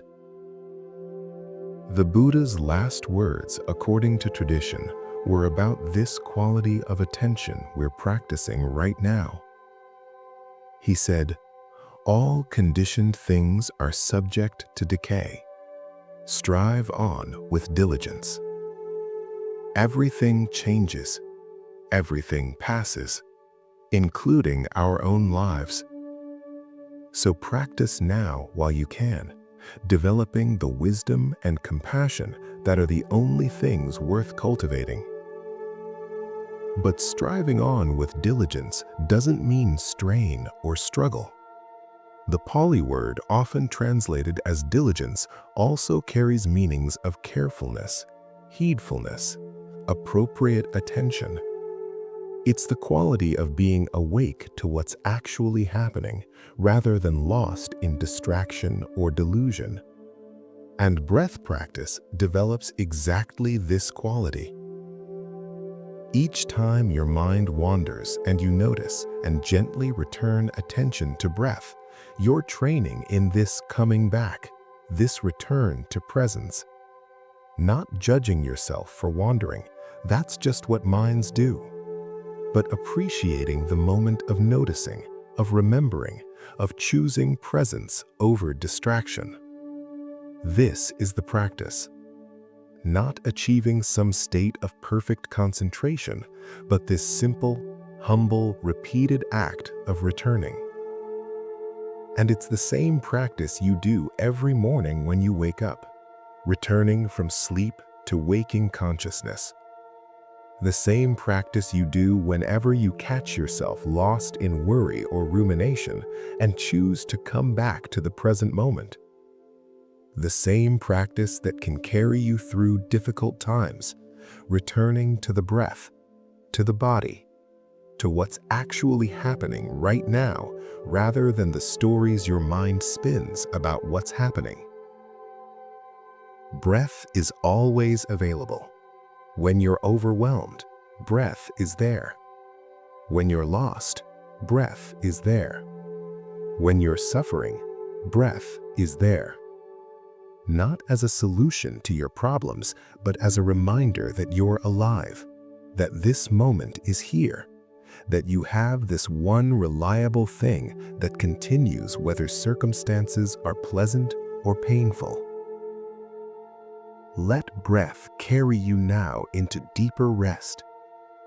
Each exhale releasing a little more tension, a little more holding, a little more of the day's accumulated strain. Each inhale drawing in peace, stillness, the dark comfort of night's embrace. You don't have to do anything but allow this. Breath knows how to take you where you need to go. The gateway is open. The way is clear. Breath by breath, moment by moment, you're moving toward the complete rest that restores and renews. Trust this process that has carried you through countless nights before this one. Trust the wisdom of your body that knows when to be active and when to rest, when to engage and when to release. Trust the breath that has never abandoned you, that has been your faithful companion from your first moment to this one, and will be with you to your last. And in the space between breaths, in that tiny gap where you neither hold nor grasp, where you simply are without trying to be anything. Touch the peace that surpasses understanding, the stillness that holds all movement, the silence that contains all sound. This is your home. This is where you rest. This is the gateway breath has been pointing toward all along. Welcome. You've arrived. Now simply be. Breathe. Release. Rest. Sleep. The practice of loving presence. Deep in the night, wrapped in silence and stillness, there's a quality of presence available that often eludes us during busy days. It's a tenderness, a gentle awareness that holds everything with care. The Buddha called this metta, often translated as loving kindness, and he taught it as both a meditation practice and a way of being in the world. Imagine the way a mother watches her sleeping child. There's alertness, but no tension. Care, but no anxiety. Complete attention, but no agenda. She's simply present with profound tenderness, wishing only for the child's well-being and happiness. The Buddha suggested we could learn to bring this same quality of benevolent attention to ourselves and to all beings. This might sound simple, even obvious. Of course we should be kind. But when you actually try to practice this consistently, you discover how revolutionary it is. Most of us move through life with an undercurrent of judgment running constantly. We judge ourselves for not being good enough, productive enough, enlightened enough. We judge others for being different from us, for having qualities we dislike or envy. We judge circumstances for not matching our preferences, and all this judgment creates a harshness that permeates our experience. Loving kindness practice offers an alternative. It starts with yourself, which for many people is actually the hardest place to start. We're often much kinder to strangers than we are to ourselves. We say things to ourselves in our own minds that we would never say to another person. The Buddha recognized this tendency towards self-criticism and taught that genuine kindness must include ourselves, not as selfishness, but as basic sanity. The traditional practice uses simple phrases repeated with the intention of wishing well-being. May I be safe. May I be healthy. May I be happy. May I live with ease. Feel how natural this can be, how the heart wants to wish those we love well. Then the practice moves to neutral people, those you neither particularly like nor dislike. Perhaps someone you see regularly but don't really know, a checkout clerk, a neighbor you wave to but rarely speak with. Extending kindness to neutral people helps us recognize that all beings are worthy of care, not just those we happen to like or have connection with. Eventually, the practice includes difficult people, those who have harmed us or whom we dislike. This is advanced practice and shouldn't be forced, but the principle is profound. Can you wish well-being even to those who wish you harm? Not because they deserve it or have earned it, because holding hatred in your heart hurts you more than it hurts them. Because recognizing the humanity, even in those who act harmfully, is the only way to break cycles of resentment and revenge. The Buddha told a story about a woman whose son was killed by another man. Consumed with rage and desire for revenge, she could think of nothing but making the killer suffer as she was suffering. The Buddha asked her, "If you take revenge, killing this man, how many will have lost a son?" After a long silence, she answered, "2." The Buddha nodded, "And will your son return?" She began to weep. "No." Then who benefits from this cycle of harm? The woman eventually realized that her hatred was poisoning her own life while doing nothing to restore what she'd lost. This didn't mean she instantly forgave or her grief disappeared, but she stopped feeding the flames of hatred that were consuming her from within. She made a choice, slow and difficult, to wish well-being even for the man who had caused her such unbearable pain. Not for his sake primarily, though it benefited him too, but for her own liberation from the prison of hatred.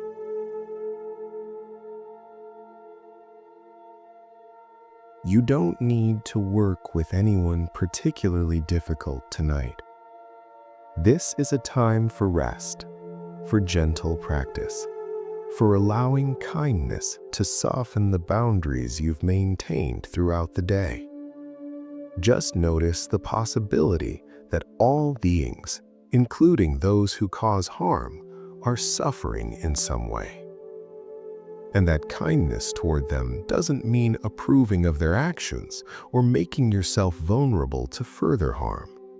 It simply means recognizing shared humanity and refusing to add more hatred to a world already saturated with it. The final stage of loving kindness practice extends to all beings everywhere. All humans, yes, but also animals, insects, beings we can see and beings we'll never know exist. May all beings be safe. May all beings be healthy. May all beings be happy. May all beings live with ease. This boundless extension of kindness connects you to the vast web of life, reminds you that you're part of something much larger than your individual concerns. When practiced regularly, loving kindness changes how you meet the world, not dramatically or suddenly, but gradually. You might notice you're less quick to judge, more patient with difficulty, more appreciative of small kindnesses. You might find that the harsh voice of inner criticism softens, that you can make mistakes without collapsing into shame. You might discover that people seem friendlier, not because they've changed, but because the lens through which you see them has shifted from subtle suspicion toward basic friendliness. The Buddha taught that hatred is never overcome by hatred, only by love. This isn't naive optimism or denial of real harm and injustice. It's a profound psychological and spiritual truth. When you meet hatred with hatred, the cycle continues endlessly. When you meet hatred with love, something new becomes possible. The chain can break. Transformation can occur. This doesn't mean being passive in the face of injustice. The Buddha was quite clear about the importance of right action, including opposing harmful behavior. But you can oppose harm without hating the person causing it. You can work for justice without carrying poison in your own heart. In fact, you're more effective when you're not driven by hatred, which clouds judgment and often leads to actions you later regret. As sleep deepens around you, let loving kindness be the last conscious quality you cultivate before surrendering to rest. Feel the warmth of it, like sunlight or a gentle embrace. Let it soften any remaining tension in your body, any remaining harshness in your mind. You are worthy of kindness. Your struggles, your imperfections, your humanness, none of these disqualify you from basic care and respect. And everyone you encountered today, everyone you'll encounter tomorrow, they too are worthy. Behind every face is a being who wants to be happy and fears suffering, just like you. Behind every difficult behavior is someone struggling with their own pain, confusion, or fear. This doesn't excuse harmful actions, but it contextualizes them, helps you see more clearly and respond more wisely. Rest now in a field of kindness, surrounded by wishes for your well-being from all directions. Feel yourself held by the benevolent attention of the universe itself, which has no agenda for you except that you be at peace. The same force that grows flowers and turns acorns into oak trees is working in you right now, moving you toward your own natural unfolding, your own unique expression of awakeness and compassion. You don't have to earn this kindness.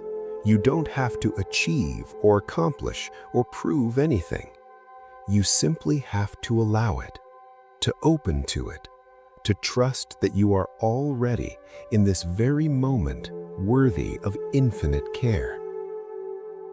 And in receiving this kindness, you become a source of it for others, a presence of warmth in a world that desperately needs more gentleness, more patience, more love. May you be safe through this night and all nights. May you be healthy in body and mind.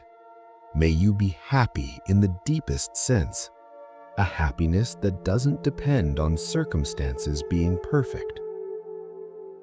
May you live with ease, flowing with life rather than fighting it, accepting what comes with grace, releasing what goes with trust.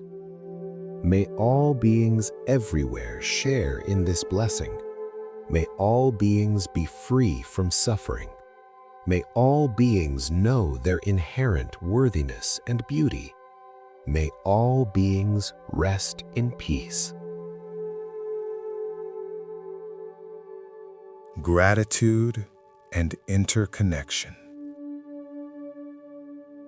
In the Buddhist understanding of reality, nothing exists independently.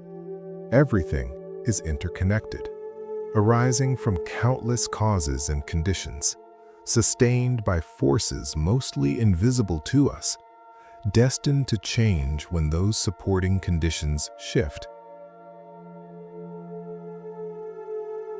This truth, which the Buddha called dependent origination, might sound abstract, but it has immediate practical significance for how we live. Consider the simple fact that you're alive right now, lying somewhere safe enough and comfortable enough to listen to these words. How many things had to align for this to be possible? You need oxygen, which comes from plants that have evolved over billions of years. You need food, which required farmers, rain, soil, sunlight, and distribution systems involving countless people you'll never meet. You need shelter, built by workers using materials from around the world. You need the language in which these words are spoken, developed over millennia by communities of humans sharing meaning.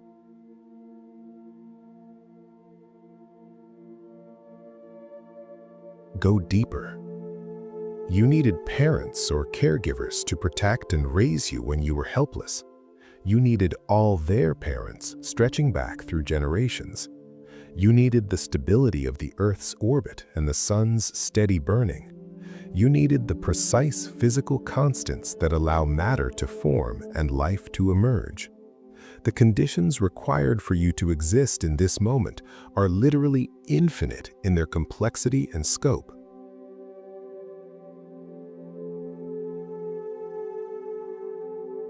When you really contemplate this, when you allow yourself to feel the vast web of support that makes your life possible, something shifts. The sense of being a separate, independent individual softens. You begin to recognize yourself as a meeting place of countless streams of cause and effect, a temporary gathering of elements that will one day disperse and become part of other gatherings, other forms, other expressions of this endlessly creative universe.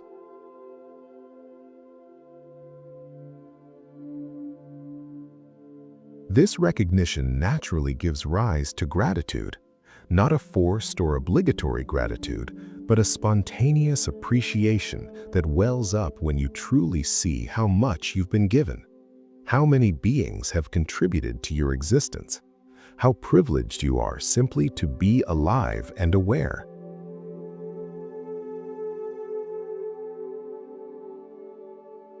The Buddha taught gratitude not as a moral duty, but as a practice that transforms consciousness. When you're focused on what you lack, life feels impoverished no matter how much you have. When you're aware of what you've been given, even simple things reveal their richness. The same circumstances that felt insufficient when you were focused on lack can feel abundant when viewed through the lens of gratitude.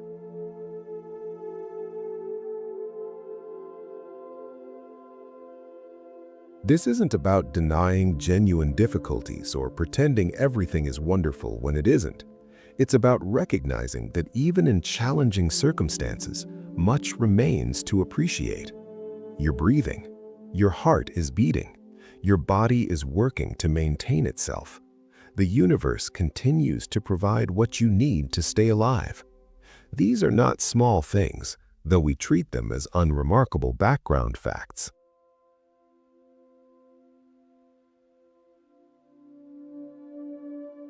Gratitude practice can be very simple. Each night before sleep or each morning upon waking, you bring to mind 3 things you're grateful for. Not huge things necessarily. Maybe it's warm water for your shower, or coffee that tastes good, or a kind word from a stranger, or the sound of rain, or the softness of your pillow. The specific content matters less than the act of directing attention toward appreciation rather than complaint. What happens over time with this practice is that you start noticing more things to be grateful for during the day. Your attention becomes trained to see what's working rather than only what's broken, what's been given rather than only what's been withheld. This doesn't make you complacent or passive. You can still work to change what needs changing, but you do so from a foundation of appreciation rather than resentment, from fullness rather than lack.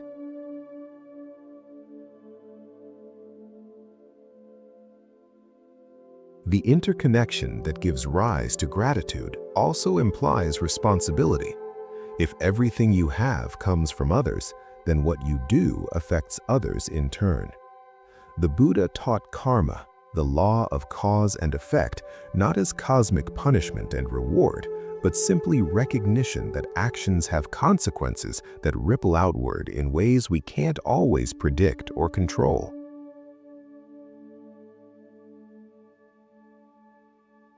Every choice you make sends waves through the web of interconnection. Kind words ease someone's burden, and their improved mood affects how they treat the next person they encounter, and so on indefinitely. A moment of patience in traffic might prevent an accident that would have harmed many people. A smile to a stranger might be exactly what they needed to keep going through a difficult day.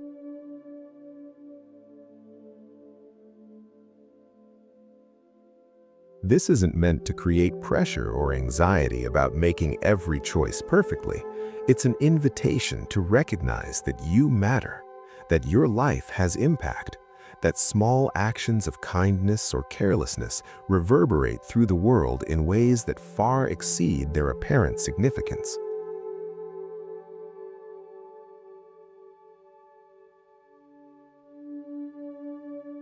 The traditional Buddhist teaching asks us to consider that in the infinite rounds of birth and death stretching into the past, every being has at some point been our mother, caring for us with tenderness when we were helpless. This might be taken literally by those who believe in rebirth, or metaphorically as a way of recognizing that we owe our existence to countless acts of care, and we're connected to all beings through this vast network of mutual support. Either way, the teaching points toward a fundamental reorientation. Instead of seeing others as separate, as potential threats or resources or irrelevant strangers, we begin to see them as relatives, as part of the same family of beings, all struggling with the same basic challenges of existence. This doesn't mean we trust everyone or make ourselves vulnerable to harm. It means we approach the world with basic friendliness rather than suspicion, with goodwill rather than hostility. Tonight, as you prepare for sleep, take a moment to feel gratitude for this day. Even if it was difficult, even if things went wrong, there were still moments of grace, still gifts received. The sun rose whether you noticed or not. Oxygen was available for every breath. Your body continued its countless intricate processes to keep you alive. People you'll never meet went to work to keep electricity flowing, water running, food available. Feel gratitude for this practice of sleep itself, this nightly death and rebirth that allows you to release the day and return refreshed. Feel gratitude for whatever led you to this moment of listening, this time set aside for rest and renewal. Feel gratitude for the teachings we've explored together, wisdom that has been preserved and transmitted across centuries by countless teachers and students who dedicated their lives to understanding and sharing these truths. Feel gratitude for your own sincerity in seeking peace, your own willingness to pause and reflect and practice. Many people never do this. Many are too busy or distracted or convinced that there's no alternative to constant stress and struggle. You've chosen differently, at least for this night, and that choice itself is worthy of appreciation. Gratitude doesn't require perfect circumstances. It asks only that you notice what is rather than fixating on what isn't. This shift in attention is subtle but transformative. The mind that dwells in gratitude is simply happier than the mind that dwells in complaint, not because external conditions are necessarily better, but because the relationship to conditions has changed. As you drift toward sleep, let gratitude be like a warm blanket wrapping around you. Feel yourself held by all that supports you, by the earth beneath you and the air around you, and the countless beings whose efforts make your life possible. You're not separate. You're not alone. You're woven into an infinite tapestry of interconnection, each thread supporting and being supported by all the others. Rest in this understanding. Let it soften any sense of isolation or alienation. You belong to this world. You belong to this moment. You belong to the vast community of beings, all moving together through existence, all seeking happiness, all avoiding suffering, all worthy of care and respect. In recognizing your place in this web, you find both humility and dignity, both your smallness and your significance, both your dependency and your power to affect the whole through your individual choices and actions. May you rest in gratitude. May you wake with appreciation. May you move through your days aware of the support you receive and the impact you have. May all beings everywhere recognize their interconnection and treat each other with the kindness that such recognition naturally generates. May we all rest in the truth of our belonging to each other and to this beautiful, difficult, precious world.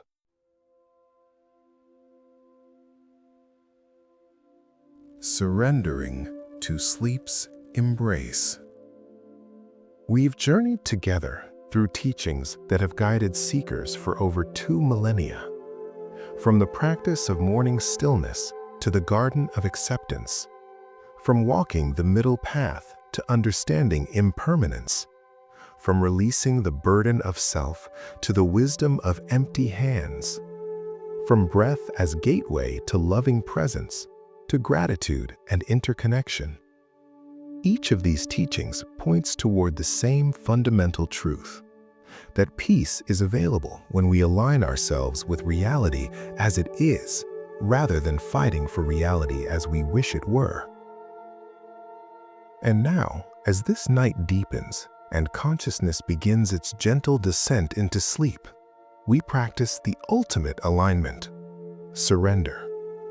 Not surrender as defeat or giving up, but surrender as wise acceptance, as trust in processes larger and wiser than our conscious control.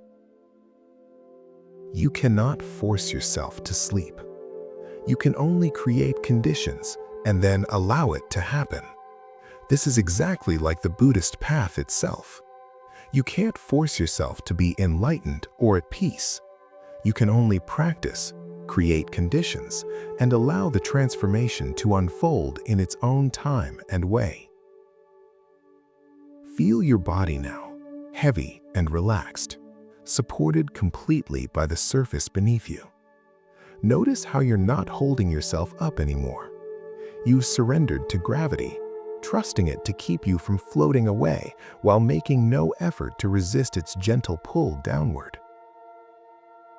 This is the first surrender, the body letting go of the tension it carries through waking hours.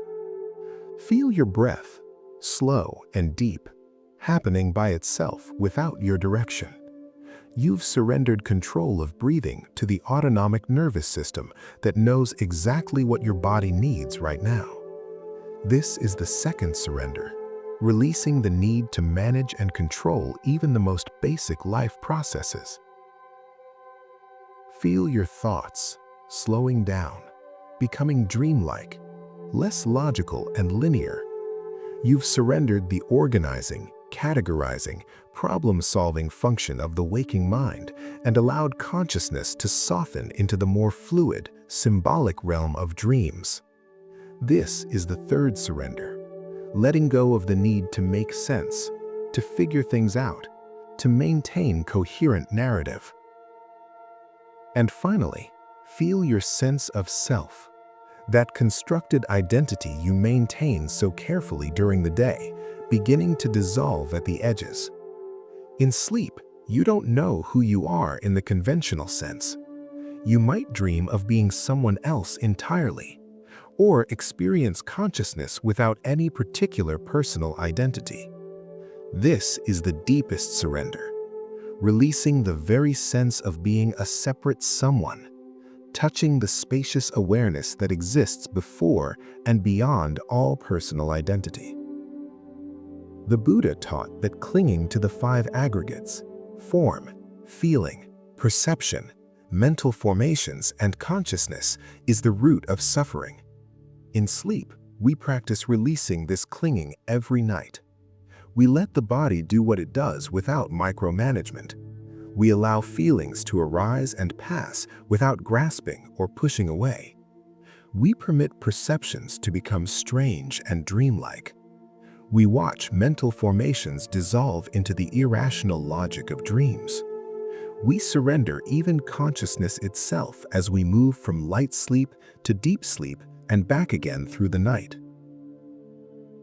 This nightly practice of surrender teaches us that we can let go and be okay.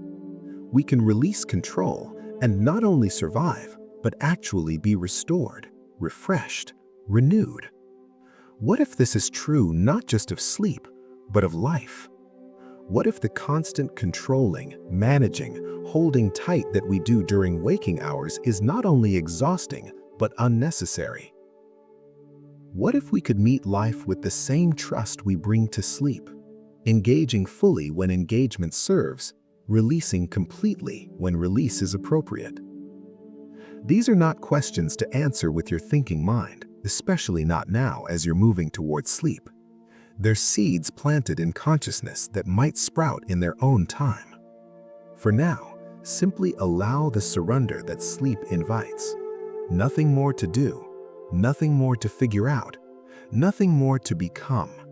Just this gentle releasing, this sweet letting go, this trust in the darkness that restores rather than threatens.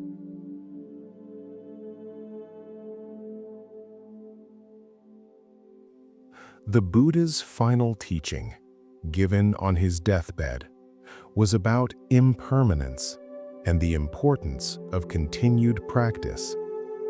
But implicit in those last words was also a teaching about surrender. He was dying, surrendering his body and his life, and he did so with complete awareness and acceptance. Not grasping at more time, not fighting the inevitable, just acknowledging what was happening and releasing into it. We practice this surrender in smaller ways every night, and each morning we're reborn, returned to the world, given another day of this precious human life. The Tibetan Buddhists have a teaching about using sleep as practice for death, recognizing that the same qualities that help us sleep peacefully, letting go, accepting, trusting, will serve us when the time comes for the final letting go. But you don't need to think about death now. Just think about sleep, this small death and rebirth that you know so well. Feel the peace that comes with complete acceptance. Nothing to resist, nothing to achieve, nowhere to go, nothing to become. Already complete, already whole, already home. Let every remaining particle of tension drain from your body. Let it flow out through your feet, through your hands, through the top of your head, leaving you empty of everything except this quiet awareness that holds sleep and waking, life and death, all experience, and beyond all experience. The teachings we've explored tonight will continue to work in you as you sleep. The conscious mind might forget, but something deeper remembers, integrates, transforms.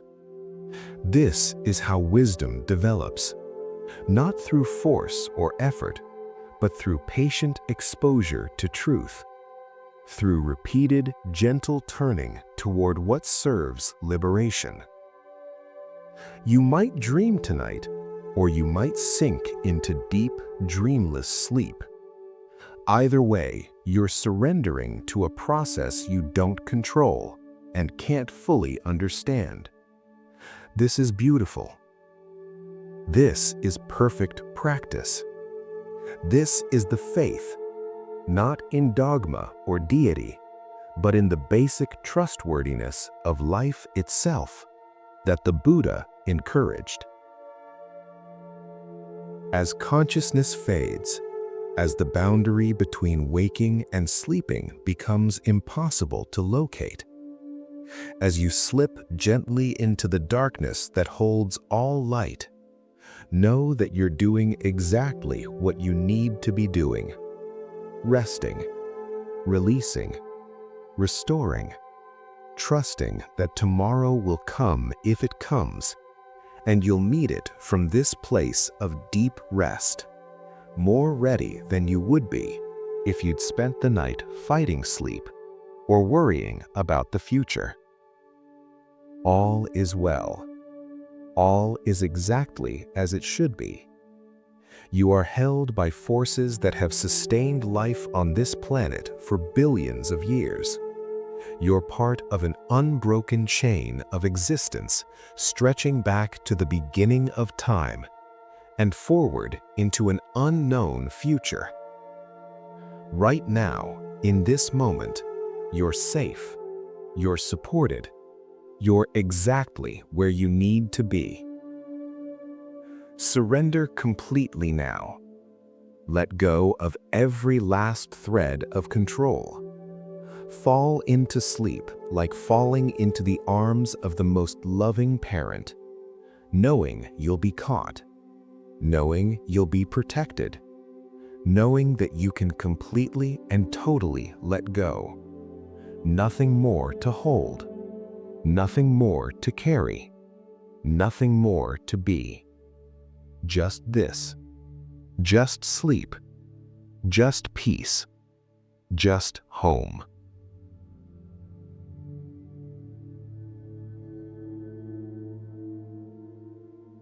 Deepest rest now. No more words needed. Just the darkness and the silence and the stillness. Just breath softening into nothing. just consciousness dissolving into sleep. All the teachings melting into simple presence.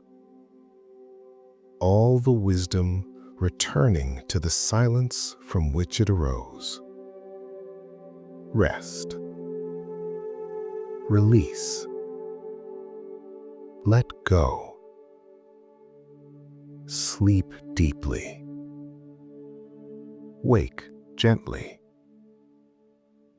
Be at peace. All beings everywhere sleeping peacefully tonight. All consciousness resting in its source. All separation dissolving into wholeness. All fear surrendering to love. All struggle giving way to grace. May you sleep well. May you wake refreshed. May you carry these teachings lightly, allowing them to inform your life without becoming burden. May you remember what serves and release what doesn't. May you walk the path with both dedication and gentleness, both effort and ease, both practice and surrender. The Buddha's blessing on you. The Dharma's protection around you. The Sangha's support beneath you. The truth that sets free within you. Good night. Sleep well. Journey peacefully through these hours of darkness. We'll meet again when you're ready. Until then, rest. Just rest. Deep, restoring, healing rest. Exactly what you need. Exactly what you deserve. Exactly what you are. Peace.